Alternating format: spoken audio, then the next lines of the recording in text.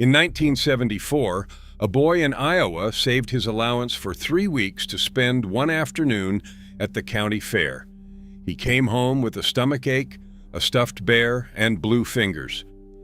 Number 14, turned your tongue a color no food should ever be. Number 3, made mothers clutch their purses at the gate. These 25 treats ruled the American Midway, then vanished, replaced by deep-fried everything. Hit that subscribe button. Let us count down the 25 forgotten county fair treats from the 1970s every kid begged mom to buy. Number 25, pink popcorn. Before the fair was about funnel cakes and giant turkey legs, it was about a paper bag of popcorn dyed the exact shade of a Barbie box. Pink popcorn was popped fresh, then tumbled in a hot, cherry-tinted sugar syrup until the kernels stuck together in candied clumps. It came in a wax paper sack that turned translucent with grease by the time you reached the bottom. A bag cost about $1 in 1975, and it did two things at once. It was a snack, and it was a badge. Kids walked the Midway holding that shocking pink bag like a trophy, fingers stained, teeth sweet. The smell of hot sugar drifted 3 booths down. Concession stands loved it because a nickel of popcorn and a splash of food coloring sold for 25 cents. Today, the pink popcorn wagon is almost extinct, buried under 100 fried novelties nobody's grandmother ever heard of. Number 24, candy buttons. A long strip of paper dotted with little pastel sugar buttons sold rolled up for a dime at the candy booth. You peeled the dots off with your teeth, and no matter how careful you were, you always ended up eating a little paper with every third button. That was part of the deal. The dots came in rows of pink, blue, and yellow, and they all tasted like the same faint, fruity sweetness, which is to say, they tasted mostly like sugar and childhood. Made by Necco and copied by a dozen others, candy buttons were the cheapest thing a kid could buy with their very own money, which made them powerful. They were the first purchase a child made alone, without asking mom, and that little rush of independence tasted like paste and sugar. Nobody builds a fair booth out of them anymore, but every adult who peeled one off a strip remembers the paper. Number 23, wax bottles. Nickel, Nanship. Little colored wax bottles about the size of your thumb, filled with a swallow of impossibly sweet syrup. You bit the top off, drank the tiny burst of fruit punch inside, and then, because you were a kid and it was the 70s, you chewed the wax. That was the whole ritual. The syrup was barely a teaspoon, gone in one sip, but the wax kept your jaw busy for 10 minutes until it turned into a flavorless gray wad you spat into the grass. A pack cost a nickel, hence the name. Half the fun was purely mechanical. The biting, the drinking, the chewing, the way the wax dented under your teeth. Parents hated them because kids swallowed the wax, and nobody was sure that was fine. These were more toy than food, perfect Midway impulse buys tossed onto the counter next to the cash box. Now they survive only in nostalgia bins, and most kids today have never bitten the top off one. Number 22, circus peanuts. Nobody could explain circus peanuts, and nobody had to. These orange, peanut-shaped marshmallow candies tasted like banana, which made no sense, and had a texture somewhere between a sponge and a pillow. They came in a cellophane bag at the concession stand, and they were divisive even then. Half of kids loved them. The other half thought they tasted like scented soap. But they were cheap, about 15 cents a bag, and they never melted in the 1970s July heat the way chocolate did, which made them a smart buy for a mom trying to keep a kid quiet on a hot fairground bench. The marshmallow was dense and slightly stale by design, and a single bag lasted an afternoon because most children could only eat 3 before feeling slightly ill. They've become the punchline candy now, the ones left in the bowl, but on a 1970s Midway, the smell of that fake banana snapped you straight to the fairground gate. Number 21, Jawbreakers. A jawbreaker was a commitment.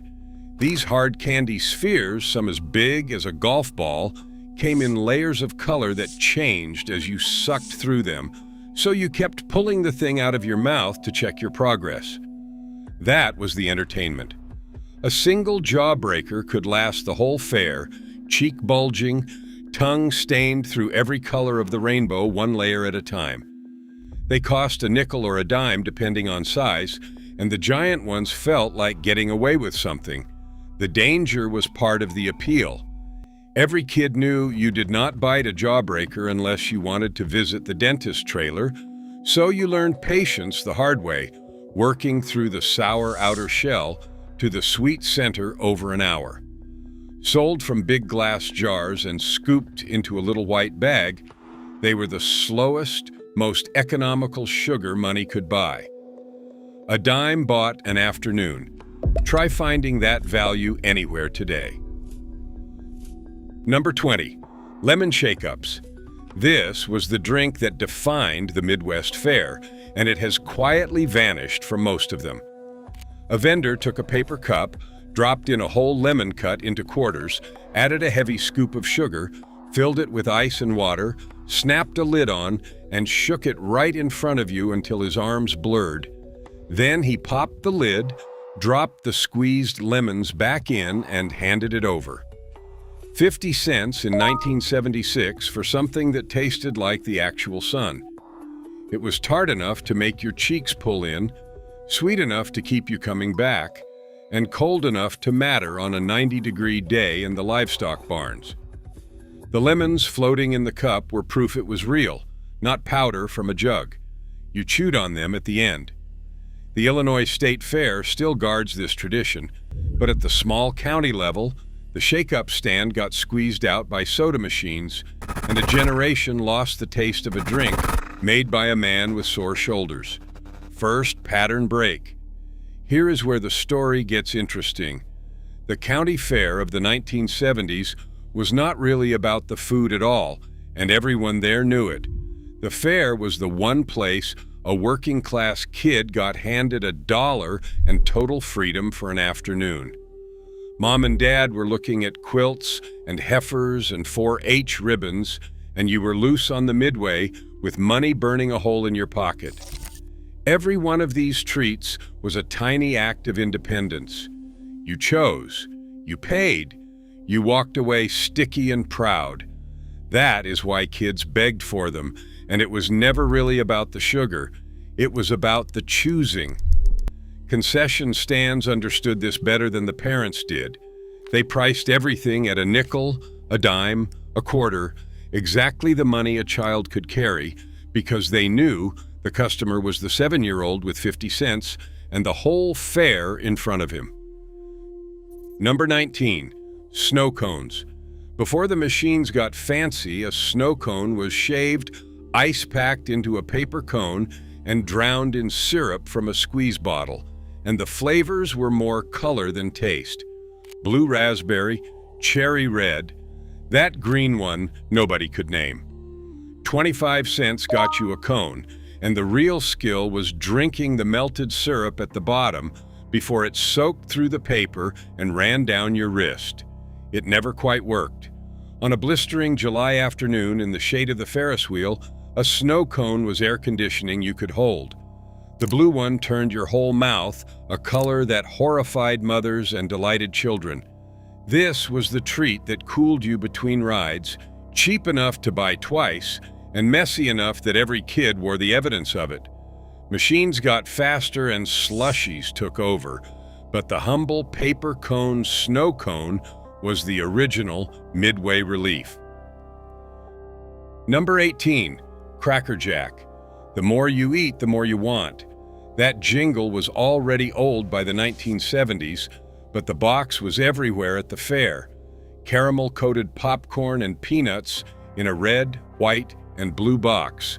And the whole reason a kid begged for it was the prize buried inside. You ate fast, or you cheated and dug straight to the bottom, hunting for the little paper packet with a temporary tattoo, a tiny plastic toy, a decoder, a sticker. The candy was almost secondary. That sweet, dark caramel crunch was good, sticky enough to pull a filling loose, but the prize was the point. A box cost about a quarter, and the gamble of what tiny treasure waited inside was worth every penny. The prizes got cheaper over the decades until they became a flimsy paper code and the magic died. But in the 70s, that sealed packet at the bottom of a sticky box was pure buried treasure. Number 17. Roasted cinnamon almonds. You smelled this booth before you saw it, and that was the entire business model. Cinnamon, sugar, and almonds roasting in a big copper kettle threw a scent across the whole midway that reached into your brain and pulled you by the nose. The vendors stirred the nuts in bubbling syrup until they candied into a crackling cinnamon shell, then scooped the warm ones into a paper cone. 75 cents felt steep for a kid in 1977, which made these a Beg Mom directly treat rather than a solo purchase. But when she gave in, that warm cone of sweet, crunchy, cinnamon-dusted almonds was worth the campaign. They stayed warm in your hands, the sugar shell shattered between your teeth, and the smell got on your fingers and stayed there. This was one of the few fair treats that was almost respectable, almost healthy, which is exactly the argument every kid made to their mother.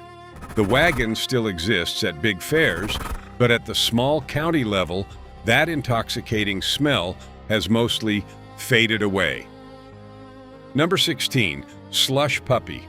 Invented in 1970, the Slush Puppy hit county fairs like a blue tidal wave. This was flavored crushed ice in a paper cup with that cartoon dog on the side, splitting the difference between a snow cone and a soda. You drank it through a spoon straw, that genius hybrid that let you scoop the ice and slurp the melt. The flavors were loud, blue raspberry above all, and the color transfer to your tongue was total and immediate. 50 cents bought you a brain freeze and a stained mouth, and every kid learned the hard way to pace themselves or pay in forehead pain.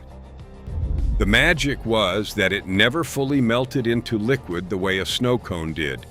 It stayed slushy, drinkable, and cold to the very last scrape.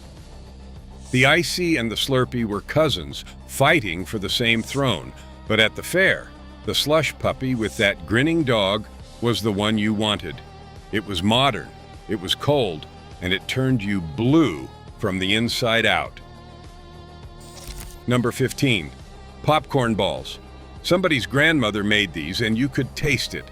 A popcorn ball was fresh popcorn bound with hot molasses or corn syrup, hand-pressed into a sphere the size of a softball while still warm, then wrapped in wax paper twisted at the top. Church groups and 4-H clubs sold them at the fair to raise money, which meant they were homemade, uneven, and better than anything from a factory.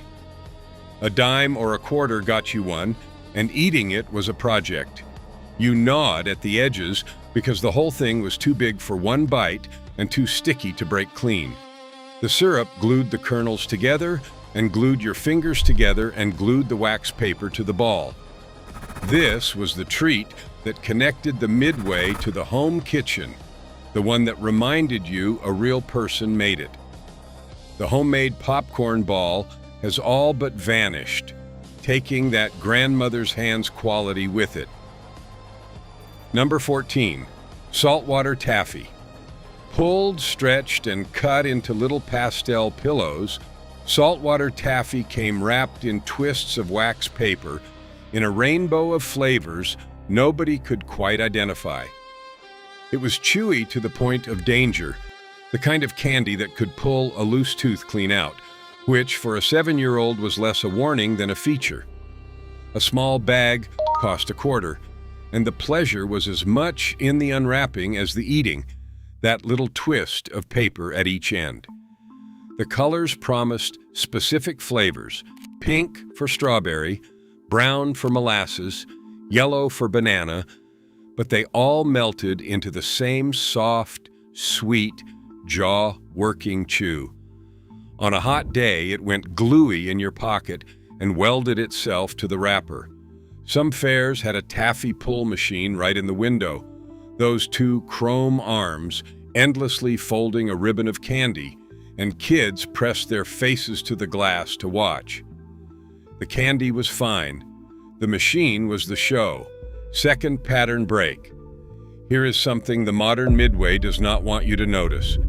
Almost every treat on this list was cheap to make and sold for pure profit, and that has not changed. What changed is who makes it. In the 1970s, half these booths were run by the fire department, the 4-H Club, the church ladies, the future farmers of America. The popcorn balls, the fudge, the lemonade, the money went back into the community that made the fair happen. The person handing you a snow cone was your neighbor, the guy who fixed your dad's truck, working a shift to fund the volunteer fire department. Then, the carnival companies figured out the margins, the food trucks moved in, and the local booths got pushed to the edges of the grounds. We did not just lose the pink popcorn and the shake-ups. We lost the neighbor who made them. Number 13. Chocolate-dipped frozen bananas. A whole banana on a wooden stick, frozen solid, dunked in melted chocolate that hardened instantly into a shell the second it hit the cold fruit, then rolled in chopped peanuts or rainbow sprinkles. This was the treat that felt almost fancy, almost like something from a resort, which is exactly why kids wanted it. 50 cents in 1976. The magic was the contrast, that crackling snap of chocolate shell over a banana so frozen it was nearly ice cream. You had to eat it fast because the banana softened in the July heat and threatened to slide off the stick. Mothers approved because there was, technically, a piece of fruit in there, which made this the rare treat where the beg and give-in negotiation went smoothly. The peanuts stuck in the chocolate and rained down as you ate. The stick, when you finished, always had a little frozen banana glued to it that you gnawed off on principle. Simple, cold, and just healthy enough to be permitted. You almost never see the frozen banana cart anymore. Number 12. Root beer floats. Cold root beer poured over a scoop of vanilla ice cream in a paper cup. The whole thing foaming up into a brown, creamy head that spilled over the rim the second you added the soda. A&W ran stands at fairs, but plenty of local booths made their own, and the sound of it was half the appeal, that violent fizzing hiss as the soda hit the ice cream. 75 cents for the small. You drank the foam off the top, then chased the melting ice cream around the bottom with a spoon straw that was never quite the right tool for either job. On a hot day, it was the perfect midway indulgence. Dessert and a drink at once, cold and creamy and sweet. The ice cream slowly dissolved into the root beer until the last few sips were a thin, sweet brown and milk. The root beer float was the sit-down treat, the one you rested with in the shade before heading back to the rides. Number 11. Fun Dip and Lickmade. Pure, uncut sugar with a sugar stick to eat it with, and somehow this was legal. Lick-M-Aid, later Fun Dip, was a pouch of flavored sugar powder and a hard candy stick you licked, dunked, and licked again. The whole point was to eat sugar with sugar. The powder came in cherry red, grape purple, and that sour yellow that made your face collapse, and it stained your tongue and your fingers and the corners of your mouth. A pouch cost a dime at the candy booth. When you ran out of stick, you tipped the pouch straight into your mouth, which every kid did and every parent pretended not to see. Pixie sticks were the cousin. straws of the same colored sugar you ripped open and poured down your throat. There was no pretense here, no fruit, no nutrition, no redeeming quality whatsoever. It was candy that taught you to eat candy, and children adored it for exactly that reason. It was the most honest treat on the Midway. Number 10. Elephant ears.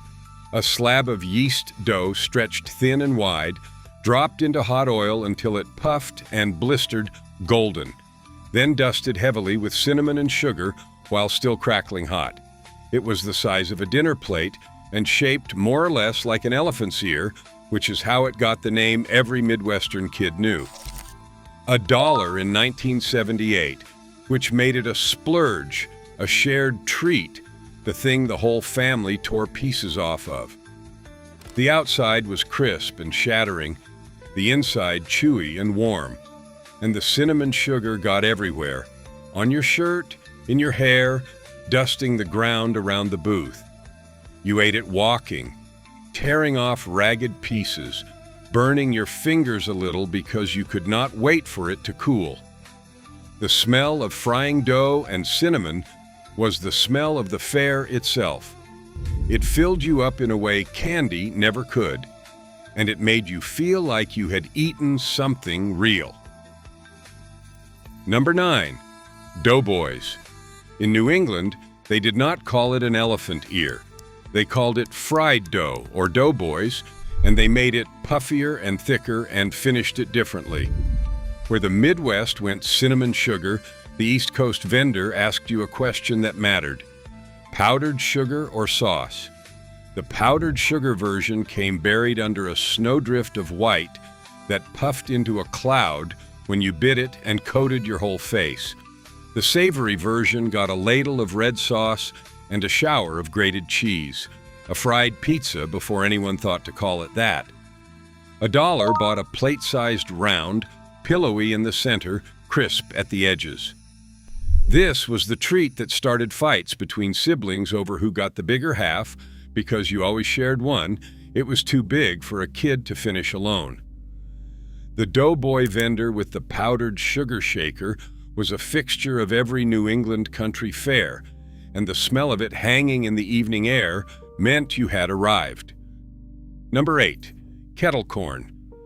Popped in a giant black cast iron kettle over an open flame, stirred constantly with a boat paddle so the sugar would not scorch, kettle corn was sweet and salty at the exact same time, and that combination was witchcraft to a 1970s palate raised on one or the other. The vendor worked the kettle like a blacksmith, sweating over the fire, tossing the popping corn to keep it moving, then dumping a whole batch into a cooling bin and bagging it warm. A bag cost 50 cents to $1, and it disappeared fast because you could not stop.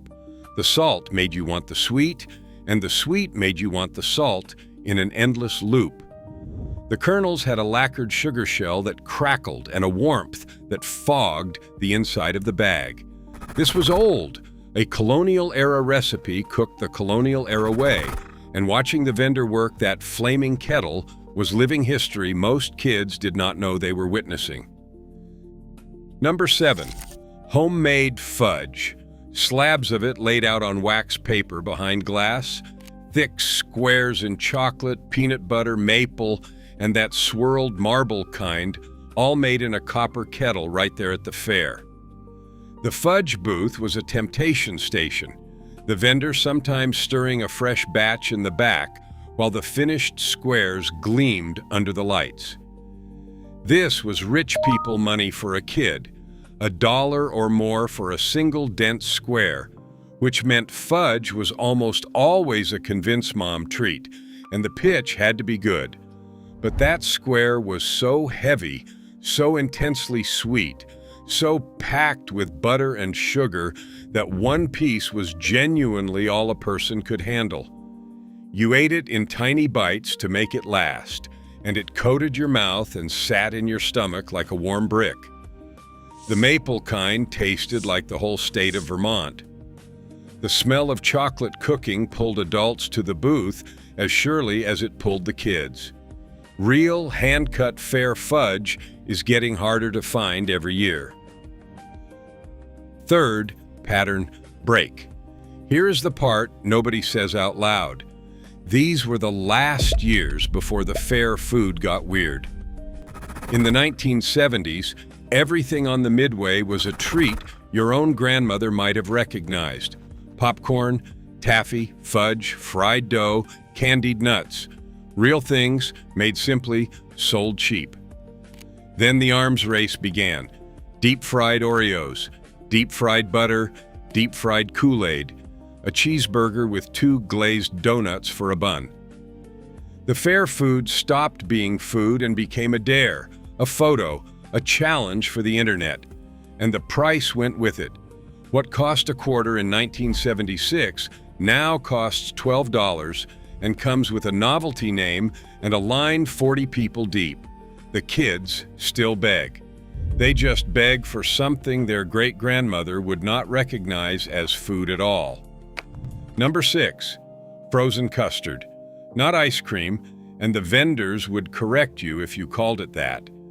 Frozen custard was richer, denser, made with egg yolks and churned slow, so it came out smooth and heavy, dispensed from a machine in a thick ribbon that curled into the cup or cone. This was the connoisseur's Midway dessert, the one the grown-ups steered toward. Vanilla and chocolate, twisted together if you were smart. 60 cents in 1975. It was colder and thicker than soft serve, and it did not melt into soup the way cheap ice cream did in the heat, which mattered when you were eating it slow in the sun. In the Midwest, frozen custard was practically a religion, and the fair was where families made their annual pilgrimage. A cone of good custard was creamy enough to silence a whole line of arguing children. Then, soft serve got cheaper and custard got rare, and most people forgot the difference ever existed. Number 5, corn dogs. The Pronto Pup came first, but by the 1970s the corn dog was the king of the Midway, and every kid begged for one. A hot dog on a stick, dunked in thick cornmeal batter, dropped into hot oil until the coating turned deep golden and crunchy, then handed over dripping and dangerous hot with a napkin twisted around the stick. 50 cents in 1976. The ritual was sacred. You dragged it through a river of yellow mustard or squeezed a stripe of ketchup down the length, and you ate it fast because the batter was pressed in the first 2 minutes before it went soft. That first bite was a hazard, molten inside, and every kid burned the roof of their mouth on a corn dog at least once and considered it a fair price. It was the closest thing to a real meal on the Midway, which is how a mother justified it. This counts as lunch.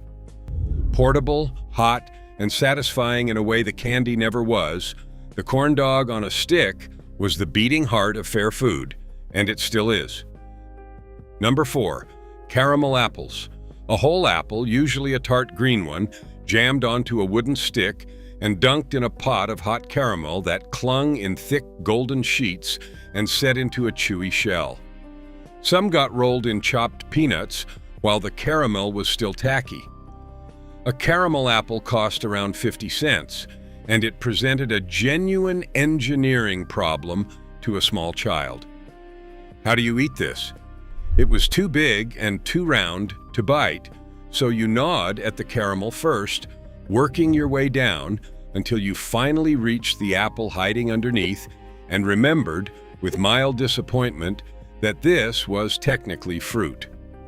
The caramel stuck to your teeth and pulled at any loose fillings, and the tartness of the apple cut through the sweetness in a way that felt almost sophisticated. It was the treat that lasted, the one you carried around half-eaten because you could not finish it. The peanut-rolled caramel apple was autumn on a stick, and it made every fair feel like the season was turning. Number 3, candy apples. The caramel apple's flashier, more dangerous cousin. Where caramel was soft and forgiving, the candy apple was armored in a hard, glossy, blood-red cinnamon shell that shattered like glass and looked like something out of a fairy tale. That deep red shine was the whole appeal. The apple that looked too pretty to eat, glowing under the Midway lights on its rack. This was the one that made mothers clutch their purses, not for the 50-cent price, but because that candy shell was famous for cracking a tooth. You could not bite it politely. You had to commit, cracking through the brittle coating to the apple underneath, and the red stained your lips and your tongue for the rest of the night. The shell was pure hot sugar cooked to the hard crack stage, tinted red and flavored with cinnamon oil that bit at the back of your throat. It was beautiful and slightly hazardous, which is precisely why kids could not resist it. The candy apple was the treat you begged for with your eyes, and the one your mother handed over with a warning about your teeth. Number 2. Funnel cakes. Batter poured in a spiraling stream through a funnel into hot oil, where it fried into a lacy, tangled, golden web, then lifted out and buried under a blizzard of powdered sugar. The funnel cake became the signature Pennsylvania Dutch fair food that spread across America in the 1970s, and once a kid tasted one, nothing else on the Midway compared. $1 bought a plate-sized cake, crispy at every edge, soft where the batter pooled thick, and completely coated in powdered sugar that puffed into a cloud with your first bite and dusted the front of your shirt for the rest of the day. You ate it hot, tearing off crunchy strands, and the powdered sugar got on everything. Your fingers, your face, your little brother. It was meant to be shared, too big for one, which made it the family treat, the one everybody crowded around. The smell of frying funnel cake batter is the smell of the American fare. The plain powdered sugar original, before the strawberry sauce and the drizzle, was perfect exactly as it was. Number 1. Cotton candy. There was never any doubt what belonged at the top. Cotton candy was pure spun sugar and food coloring whipped into a cloud of pink or blue on a paper cone bigger than a child's head, and it was the single most begged-for treat on the entire Midway. It was magic made visible. You could stand at the machine and watch the vendor twirl a cone through a spinning drum, catching the fine sugar threads as they webbed out of nothing, building a fluffy pastel cloud out of thin air. 35 cents in 1975 for something that was almost entirely air, and that was the miracle of it. It dissolved the instant it touched your tongue, that strange sensation of eating a solid cloud that vanished into a burst of pure sweetness. Your fingers got sticky, your lips turned pink or blue, and by the time you reached the bottom, the sugar had melted into a hard little candy shell. It was too big, too sweet, and gone too fast, and every kid wanted one the moment they walked through the gate. Cotton candy was not really food.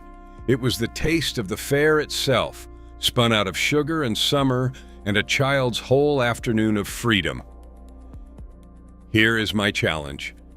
This summer, when the county fair comes back to town, skip the $12 deep-fried spectacle and hunt down one of these instead. The lemon shake-up, the homemade fudge from the church booth, the pink popcorn if you can still find it. Then tell me in the comments which forgotten treat you tracked down, and whether the caramel apple beats the candy apple, because some arguments are worth having your whole life. These were not just snacks. They were the taste of being a kid with 50 cents and the whole fair in front of you.